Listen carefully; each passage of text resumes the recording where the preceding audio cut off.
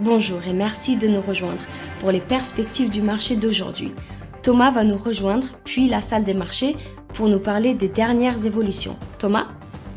Geoffrey Morphy, l'ancien président-directeur général de la société de minage de crypto-monnaie Bitfarms, quittera ses fonctions immédiatement après avoir intenté une action en justice contre la société au Canada. Morphy a déposé une plainte de 27 millions de dollars contre Bitfarms pour rupture de contrat, licenciement abusif et dommages-intérêts aggravés et punitifs. Le S&P 500 a clôturé sur une note pratiquement inchangée, les investisseurs ayant repris leur souffle après 3 hausses hebdomadaires et attendant les chiffres clés de l'inflation et les résultats attendus cette semaine, tandis qu'une enquête a montré que les consommateurs s'inquiétaient de l'inflation. Les États-Unis pourraient voir une réponse significative de la Chine à la suite de toute action tarifaire américaine, a déclaré la secrétaire au Trésor américain Janet Yellen avant l'annonce de nouveaux tarifs douaniers visant certains secteurs cette semaine.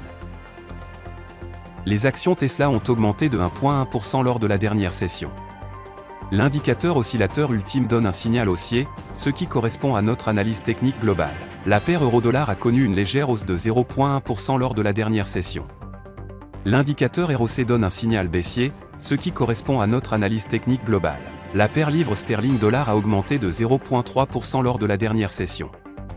L'indicateur oscillateur ultime indique un mouvement baissier. La paire dollar australien-dollar a connu une légère correction haussière lors de la dernière session, augmentant de 0,1%. Le signal baissier de l'indicateur MACD est conforme à l'analyse technique globale.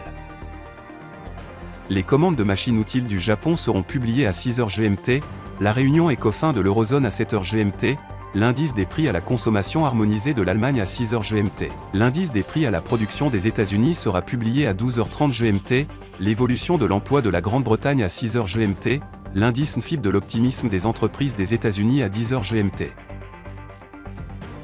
Nous espérons que vous avez apprécié nos perspectives du marché d'aujourd'hui. De la part de toute l'équipe, nous vous souhaitons une journée de trading productive. N'oubliez pas de nous rejoindre la prochaine fois pour toutes nos analyses des derniers événements et nouvelles sur les marchés financiers.